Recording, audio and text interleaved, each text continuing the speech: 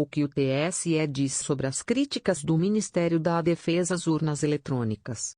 O presidente do Tribunal Superior Eleitoral, TSE, Alexandre de Moraes, informou no último dia 9 que o relatório de fiscalização do Ministério da Defesa sobre as urnas eletrônicas foi visto com satisfação pela Corte. Em nota, Moraes destacou que o documento não apontou fraude ou inconsistência no sistema eletrônico de votação. E acrescentou que as sugestões para o aperfeiçoamento do sistema, feitas pelos militares, seriam oportunamente analisadas. A reportagem apurou que, por enquanto, não estão previstas outras respostas oficiais da Corte à defesa. A Gazeta do Povo questionou o tribunal sobre os principais pontos do relatório dos militares. A assessoria de imprensa do TSE respondeu às perguntas. Abaixo, reproduzimos o teor das respostas, acompanhadas das conclusões da defesa. Acesso à rede na compilação de programas das urnas eletrônicas. Um dos principais problemas apontados pela defesa foi o fato de que os computadores tinham acesso a uma rede desconhecida pelos militares durante a compilação dos programas instalados nas urnas, processo que consiste em transformar o código-fonte, composto de comandos escritos na forma de algoritmos, a um código binário, legível somente pelas máquinas. A compilação foi realizada no início de setembro no TSE, numa cerimônia pública com a presença técnicos das Forças Armadas, e de diversas outras autoridades e entidades fiscalizadoras do sistema. No evento, é possível a eles verificar que o programa instalado é lacrado com tecnologias que impedem modificação posterior, quando é instalado nas urnas. A defesa, porém, observou que os computadores acessaram uma rede externa para obter outros códigos-fonte ou softwares de terceiros. Os militares questionaram o TSE quais estruturas foram acessadas, bem como suas localizações. Mas não obtiveram resposta. Segundo eles, isso impossibilitou que se aferisse a correspondência entre o código-fonte que haviam inspecionado no TSE, em agosto, com o código que foi efetivamente compilado. A ocorrência de acesso à rede durante a compilação pode configurar relevante risco de segurança ao processo, informa a defesa em seu relatório de fiscalização. Questionado pela reportagem sobre esse risco, o TSE respondeu que os computadores que executam a compilação dos códigos-fonte não ficam permanentemente conectados à internet.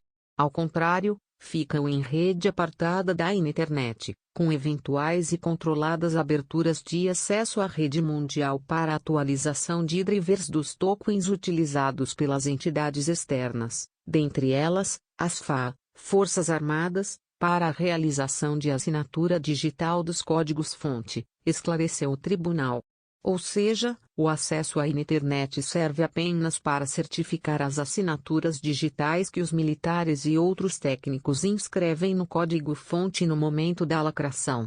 Trata-se de um ambiente com controle totalmente diferenciado e com segurança superior aos ambientes de desenvolvimento de sistemas comuns nas demais organizações mundo afora, onde os ambientes de compilação não possuem restrições nesses níveis, acrescentou o TSE.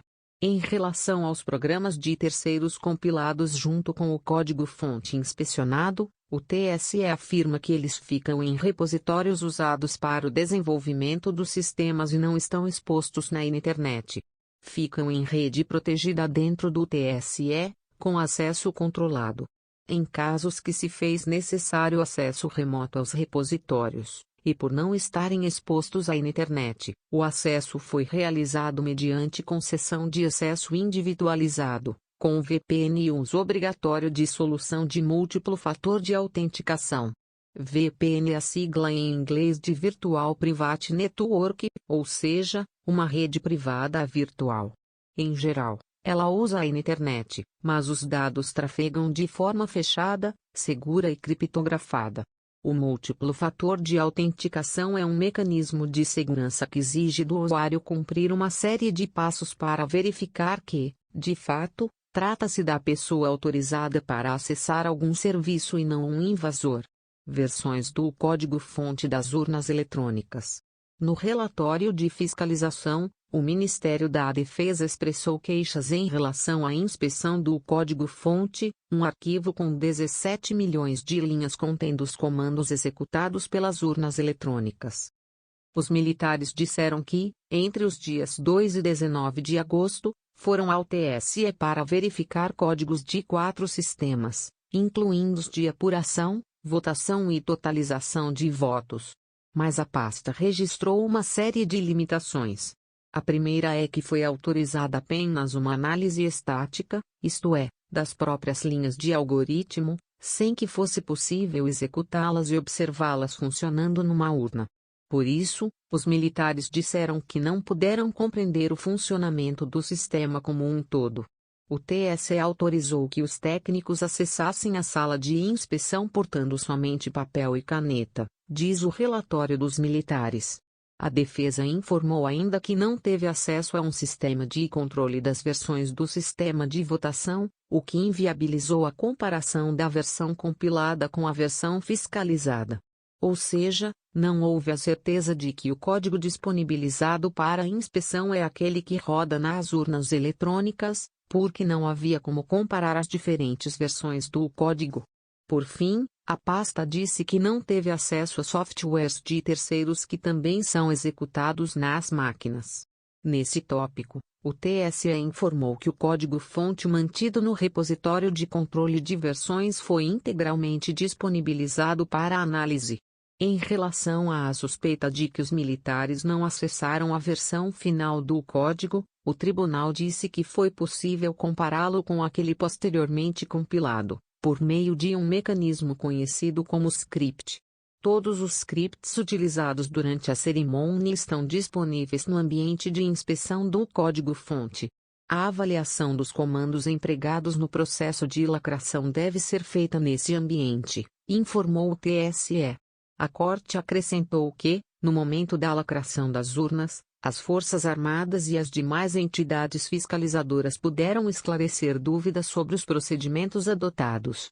Por fim, o TSE destacou que o código-fonte ficou disponível por um ano, desde outubro de 2021, e que só no final do prazo a defesa pediu acesso para inspeção, o que foi prontamente atendido. Importa destacar que todo o código-fonte esteve disponível para a auditoria das entidades fiscalizadoras pelo período de um ano. Durante esse período, diversas entidades, aí incluída a Polícia Federal, o Ministério Público Eleitoral, a Universidade de São Paulo, a Universidade Federal de Pernambuco e a Universidade de Campinas, dentre muitas outras instituições, realizaram verificações e não apontaram inconsistências nos sistemas, afirmou o TSE. As próprias Forças Armadas, ainda que apenas a partir de agosto de 2022, também examinaram os códigos-fonte. Ao final desse período, todo o código-fonte que estava disponibilizado no ambiente de inspeção de código foi compilado durante cerimônia pública e assinado digitalmente por diversas instituições, completou o tribunal, em resposta à reportagem. Em relação às limitações impostas, o TSE disse que os técnicos, militares, tiveram acesso totalmente adequado, como todas as demais entidades fiscalizadoras.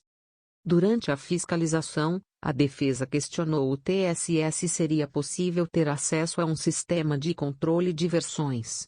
No dia 13 de agosto, os técnicos do tribunal informaram que os sistemas eleitorais se encontravam, à época, em desenvolvimento, e que ainda sofreria modificações. Por outro lado, registraram que, no momento da lacração, em setembro, seria possível verificar que o código disponibilizado para inspeção seria o mesmo da compilação.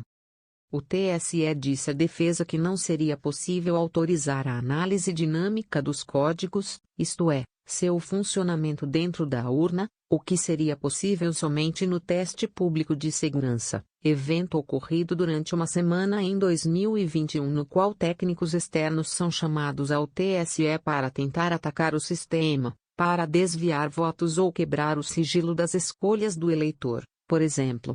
Teste de integridade com eleitores voluntários. No relatório de fiscalização, a defesa também informou que o teste de integridade das urnas eletrônicas, com biometria de eleitores voluntários, deveria alcançar um número maior de votos. O teste de integridade consiste em retirar das sessões eleitorais, no dia ou na véspera das eleições, algumas urnas para verificar se elas registram corretamente as escolhas dos candidatos. Votos previamente preparados por partidos são digitados nas urnas e inscritos em cédulas, para que ao final os dois resultados sejam comparados. A defesa sugeriu e o TSE acolheu a sugestão de chamar eleitores reais para ativar as urnas, de modo a evitar que elas pudessem identificar que estavam sendo testadas. A hipótese é que, se isso ocorresse, elas poderiam se comportar de maneira diferente e não como funcionam na eleição real. Ainda assim, a defesa afirmou que poucos eleitores foram chamados para participar. Assim, com uma votação bem abaixo da média de uma sessão real, a urna também poderia perceber que estava sendo testada. A sugestão seria convidar mais eleitores. Sobre essa questão, o TSE informou que não pode forçar eleitores a participar do teste. A Justiça Eleitoral convidou os eleitores e eleitoras das sessões onde foi realizado o projeto piloto com biometria para participar do teste. Desde o início foi informado, inclusive ao Ministério da Defesa, a necessidade que a participação fosse voluntária, e nem poderia ser diferente, pois a Justiça Eleitoral não poderia obrigar ninguém a participar da ação, afirmou o TSE.